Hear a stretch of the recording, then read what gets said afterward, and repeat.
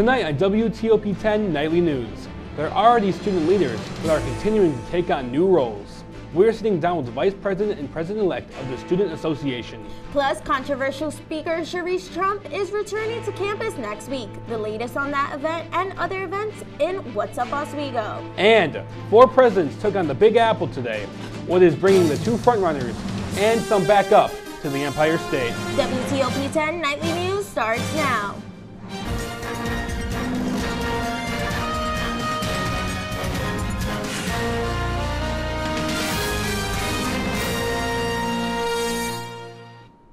Good evening and welcome back to WTOP-10 Nightly News. I'm Sammy Sozio. And I'm Amani Zella Cruz. Thank you for joining us. Over the past week, WTOP-10 has been introducing you to Aiden Wilson and Tega Adjo, who just won the election for Student Association President and Vice President. To get to know a little more about the next officers of SA, our Scott Brubaker sat down with both the student leaders to talk about their plans for office in the next academic year. The meeting is called to order. Lanigan 104 is where Student Association Vice President Tega Adjo calls the Senate to order every week, a job where she says she's gained a lot of experience advocating for students. I was happy to be reelected and, given another chance to continue the projects that I already started this semester and, expand more and, be better. Now that Adjo has been confirmed by the Senate for a second term, she says she plans to work to create friendly gym hours for women and non-binary students, rework the SA bylaws, and expand DEI trainings in clubs and organizations. Advocacy for students, and I believe in informed advocacy is effective advocacy, so just always going around talking to students and just asking them how can we be better there for you, because for us to truly advocate for them, we need to know what the issue is and how we can truly be there for them. One of Adjo's responsibilities as vice president is to run the Student Association Senate meetings. This is where her and current president Austin Davis get most of their agenda done. However, this upcoming year, Adjo will be working with a new president. The Senate has also confirmed current finance director Aiden Wilson as the next Student Association president. Wilson says that he is excited about his new role and plans to do a lot while in office. Top priority is really student engagement and leadership on campus.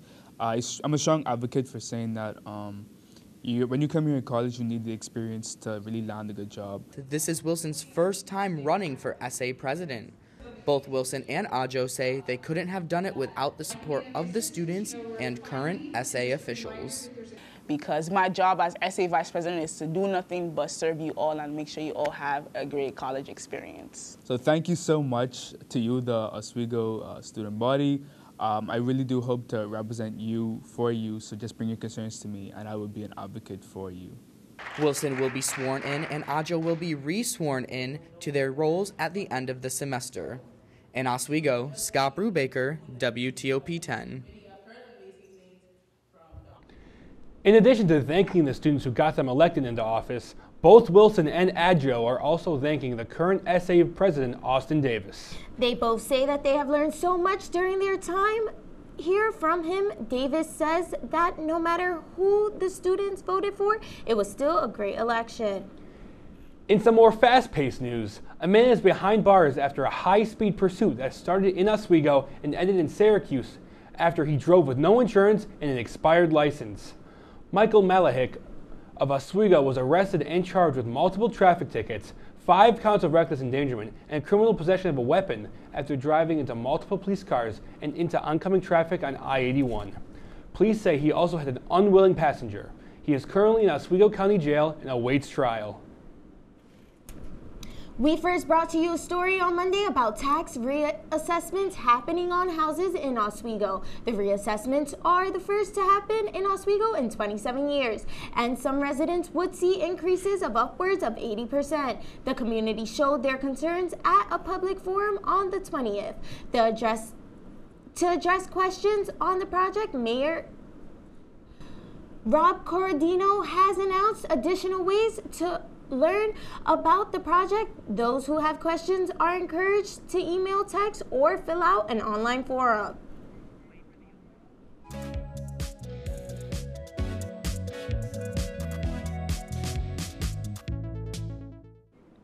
Welcome to What's Up Oswego, a segment where we tell you about events happening on and off campus in the coming day. Tomorrow, students are invited to stop by and talk to the Office of Dean of Students. There will be a table set up at the Marano Campus Center near the auditorium. The event will be happening from 12:30 until 2 p.m. Students are encouraged to stop by with any questions, concerns, or just to introduce yourself and say hello. They are encouraging students to come out and talk. The College Republican and Turning Point USA are hosting Charisse Trump, no relation to the former president, to speak on April 2nd in The Space. The organizers have said that Charisse brings a wealth of experience and insight into the suppression and the vital importance of free speech in the university setting. This is Charisse's second time visiting Oswego campus. Last year, she was met with a protest by students. WTOP-10 reached out to Charisse Trump for an interview. Both her and the Oswego TP USA chapter president denied our request. The student leadership ceremony is recognizing students and organizations who have made SUNY Oswego a better place to live and learn. The event is presented by the Department of Student Engagement and Leadership and the Office of the Provost. The ceremony will include an array of hors d'oeuvres, desserts, and refreshments, served as the university celebrates another outstanding year of involvement by its community. The event is taking place on April 4th at 6 p.m. in the Sheldon Ballroom. That's all for this week's edition of What's Up Oswego. Now let's take a quick look at the weather with Storm Team 10 meteorologist Evan Bidron.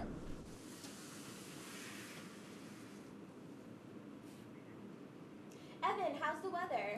It's been great. I mean, today was another seasonably cool, calm day in Oswego. We're going to have more of these days going forward into Easter weekend.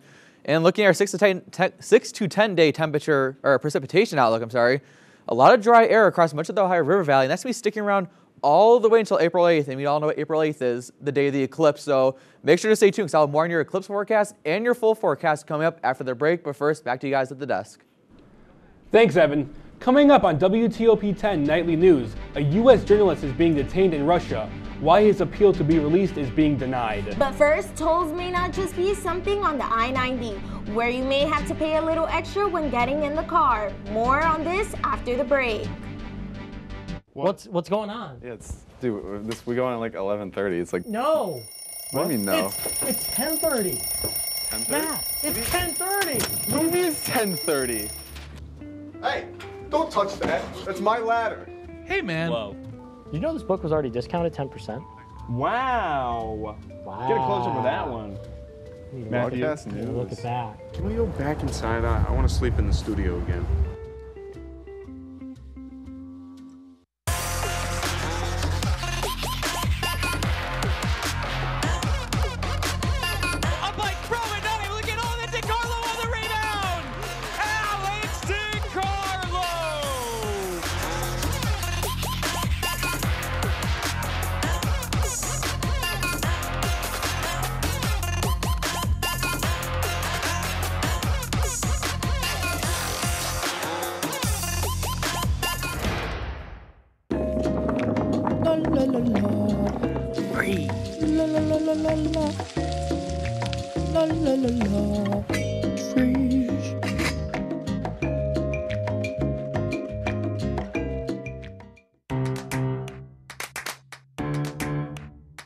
We'll deep dive into our feelings in our Real Talk segment. Stay tuned because it's about to get real.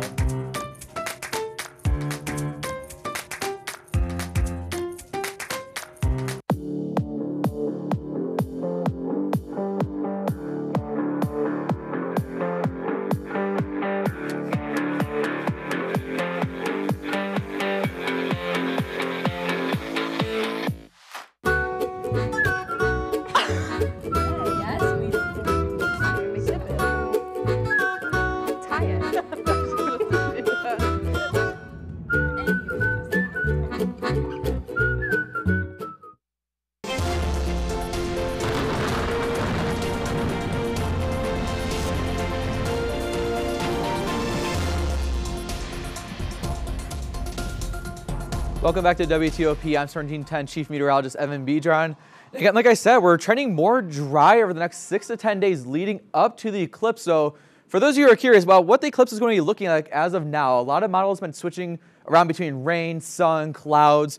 And so again, totality in Oswego is 3:23 p.m. on the 8th. And right now we are looking at like a mix of sun and clouds. So it could be worse. Before we were looking at a winter storm, then we're looking at rain. Now we're just trending drier with some sun and clouds around the area. But looking at our current temperatures right now, Oswego's sitting at 38. Much of the state hanging out in the upper 30s, low 40s. And as we go through the night tonight into tomorrow morning, we're getting even colder into the lower 30s. But today was another above average day, bringing us our average or our above totals to 24 days throughout the entire month. And we still have 3 days left in March, and those are looking also above average. So March looking like it's going to be only 3 days below average, one normal for this time of year, which is very unseasonably warm. So looking at tonight's forecast, again, 33 degrees as our low tonight. Light winds out of the west, 5 to 10 miles per hour. Some areas in the upper hills can maybe see temperatures in the upper 20s. And so looking at your out the door forecast tomorrow, starting out 9 a.m., 38 degrees, warming up into the mid 40s by 1 p.m. tomorrow, decreasing slightly heading towards dinner time and rounding out your day after sunset. We hang out in the upper 30s.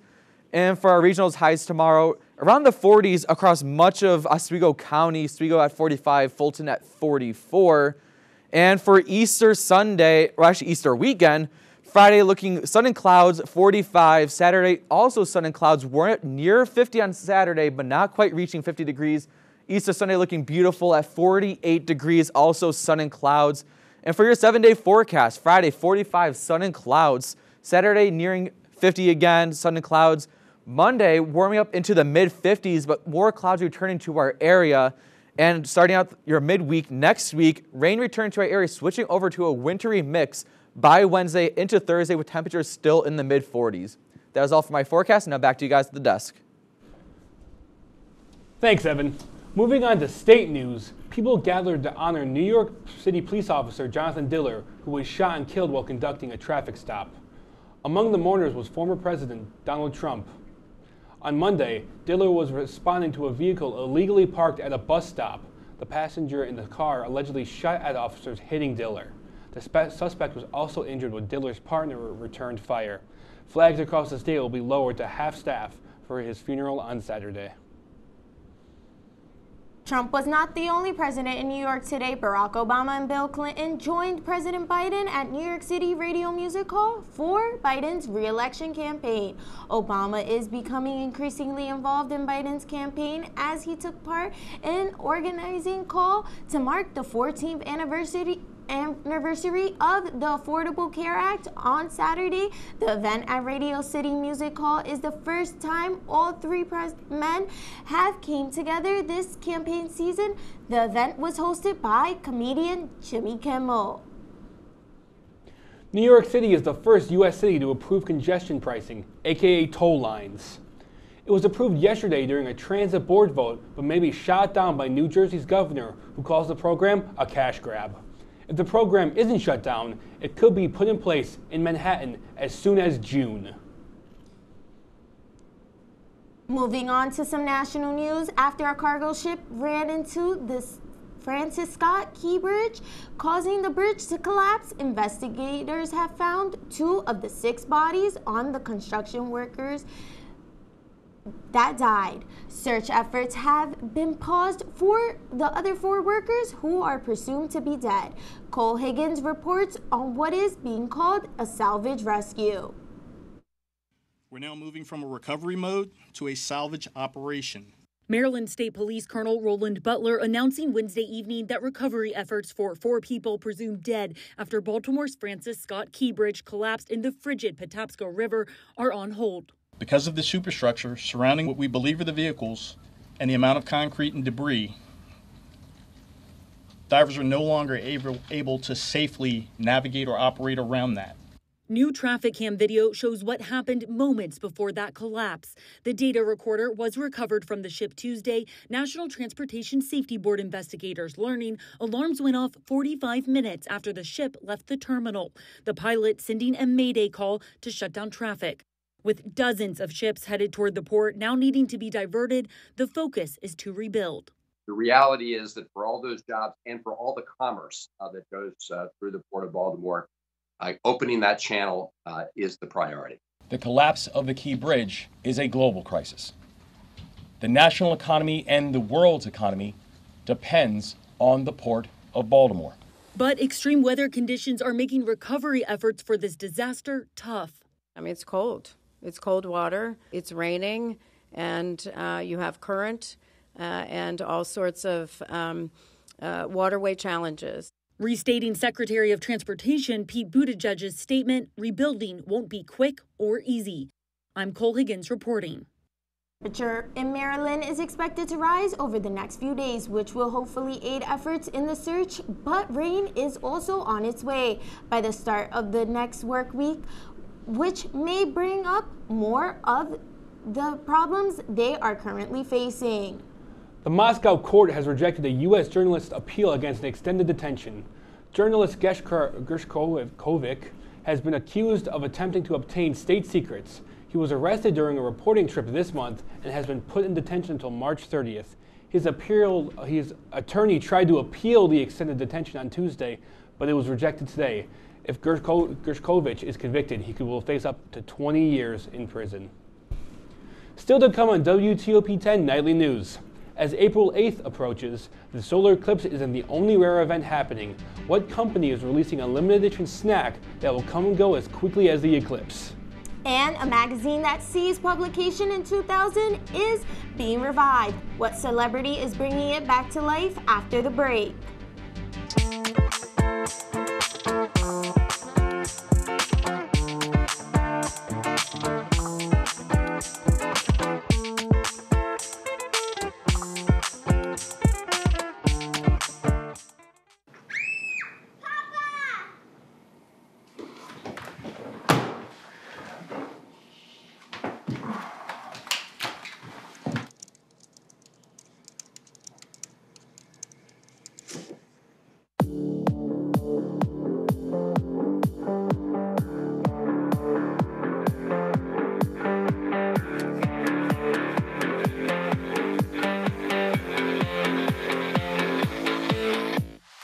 Say, President Stanley, whenever there's bad weather, who would you turn to? I'd turn to Storm Team 10. No, but you've got to say it like this. Storm Team 10. Say it with me. Storm Team 10. What's going on? Yeah, dude, we go on at like 11:30. It's like No. What do you mean no? It's 10:30. 10:30? Matt, it's 10:30. What do you mean it's 10:30? Hey, don't touch that. That's my ladder. Hey, man. Whoa. You know this book was already discounted 10%? Wow. Get a closer with that one. Matthew, Look at that. Can we go back inside? I want to sleep in the studio again.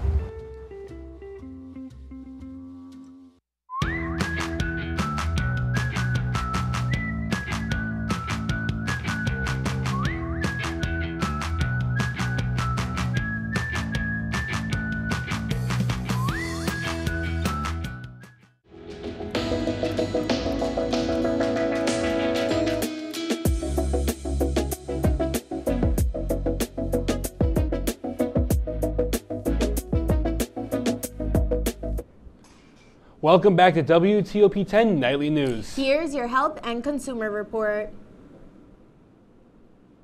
Life magazine is getting a new life. The periodical is being revived by Bedford Media, which was founded by model Carly Claus and her husband.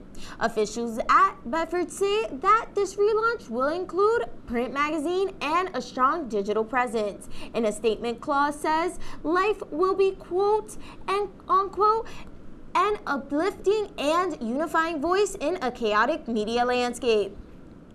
In other news, Sunchips is releasing a limited edition snack as rare as a total solar eclipse. It's the Solar Eclipse limited edition pineapple habanero and black bean spicy Gouda. Company officials say these chips will bring flavor buds, quote, the bright heat of the sun with the spicy cheese of the moon. However, these special bags will only be available during the 4 minutes, 27 seconds of the eclipse at sunchipssolareclipse.com. If you are planning on viewing the eclipse, you will need ISO certified glasses to prevent damage to your retinas. You can get your hands on some free glasses at several chain stores, including Warby Parker locations nationwide, more than 400 My Eye Doctor locations, and Jenny's Ice Cream. With the purchase of one or more of the floor flavors that celebrate the eclipse. The offer is available online now. It may be opening day for the MLB, but there are still a lot of sports going on here in Oswego. That's right, Nasir Mikkel is here with the latest. Nasir? Nasir Mikkel for sports news today, a Wrestling Hall of Fame inductee, women's lacrosse, all coming up after the break on WTOP-10. Good luck, Don. And it could be your last chance to see one occur for 2 decades, as the next time one will be visible over the continental U.S. He's May 84. Yarrow told police in the hospital that he had pressed the doorbell and waited. They mix with oxygen and nitrogen and become briefly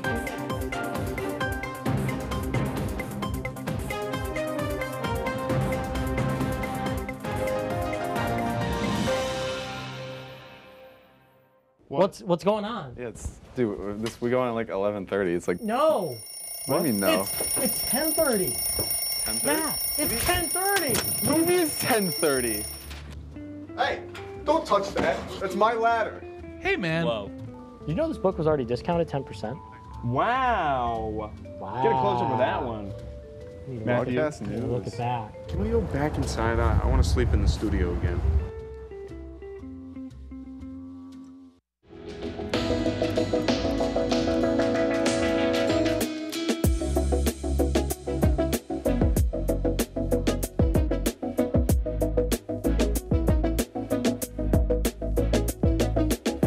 When I was in foster care, I never knew when I would have to move, so I always had my suitcase ready to go. Then one day, I was adopted. My new parents opened their hearts and home to me. My parents cook my favorite breakfast for me every morning. My parents take me on trips I never thought I would go on. They gave me a home and an even better reason to use that suitcase. My parents aren't perfect, but they're perfect for me.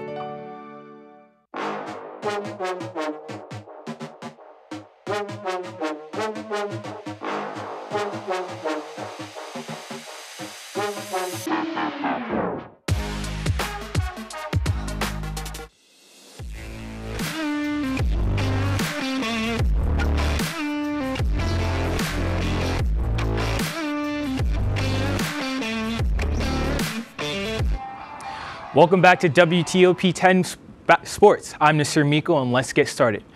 For his lifetime of service in wrestling, SUNY Oswego's wrestling coach Mike Howard is being inducted into the National Wrestling Hall of Fame.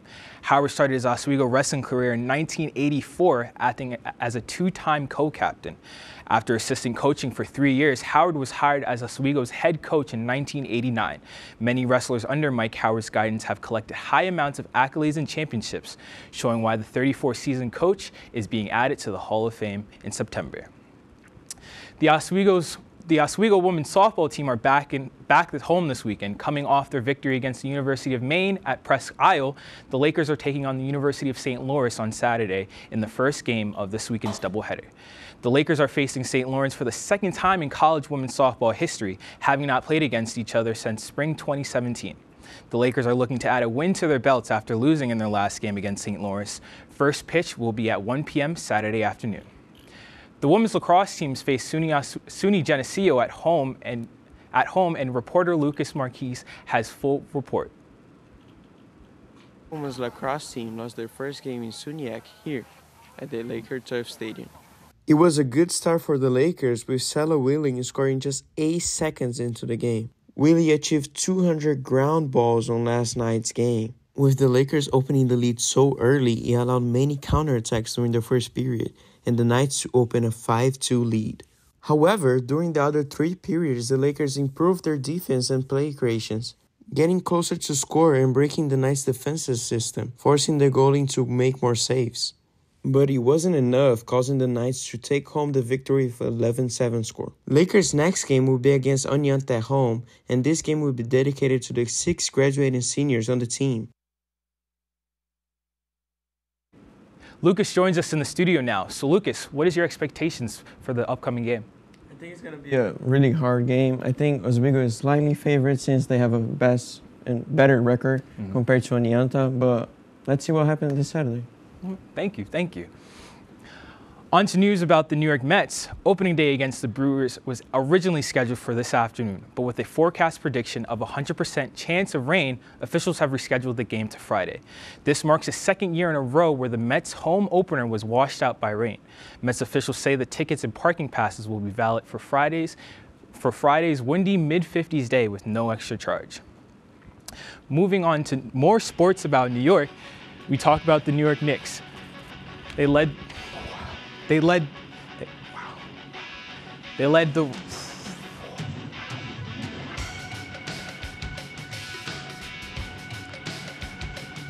Brunson and McBride were like milk and cookies, going back and forth, being a good team, just like the perfect combination, scoring multiple threes of the night. Brunson passing off to McBride, shooting off a three-point shot, ending the night with 6 points. Going back to the Raptors side, Hart passes off an alley-oop to Hartenstein, ending that quarter off with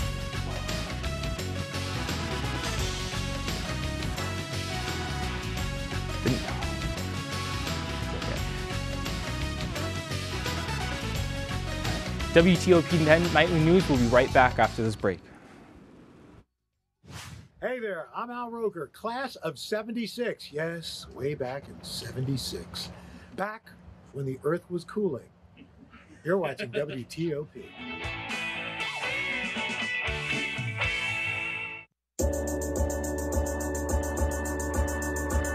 The Kinda Late Show with Chloe and Anna.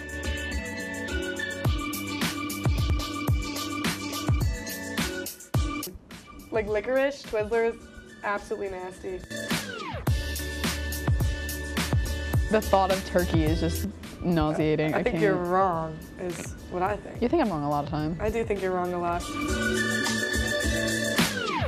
When you look at the number of disasters in the U.S., chances are every area will deal with some kind of emergency in the next decade. And between school, sports, and social lives, chances are you won't be with your kids when it happens. Will they know what to do? Ready.gov/kids has the educational tools and information to make the conversation easy. When the time comes, chances are they'll feel prepared, not scared. So talk with your family today.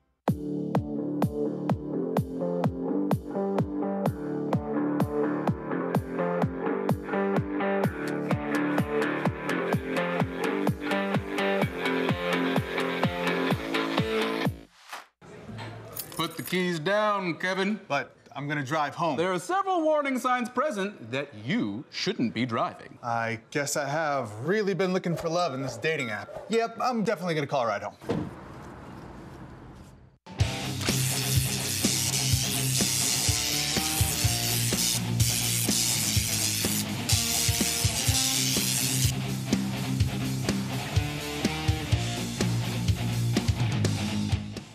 Welcome back. Hip-hopping on down the trail. Our pet of the week this week is Bunny. However, she's not an actual bunny. She's a 10-year-old orange tabby cat. Bunny is looking for a quiet retirement home to spend the rest of her days. Bunny is fully vaccinated and spayed. Although a little overweight, she's very active and will be perfectly fine around other pets and older kids. Her adoption fee is $50. Isn't she just so cute? Who wouldn't love to have her? I'm not a big cat guy, but that is a pretty cute cat. I agree. I mean, I definitely would want a cat. Cat or dog, I'll take either or. Yeah, I'm gonna have to join him. I think I'm more on the dog side though. But she's so cute. You should get her. I gotta ask Evan, what's your opinion on the weather being so wish-washy? You know, cold, hot, cold, hot. I mean, New York weather. That's how it always is every single year. And so, I mean, we're finally starting to level out in temperature. We're gonna be staying in the 40s, no more 70s to 20s, the 30s, 20s. Do you think Friday's prediction for the game will still stay up? Yeah, I mean, this Friday's looking cloudy and just perfect. That's our report for tonight. Thank you so much for watching. This is WTOP 10 Nightly News. Have a great night, everyone.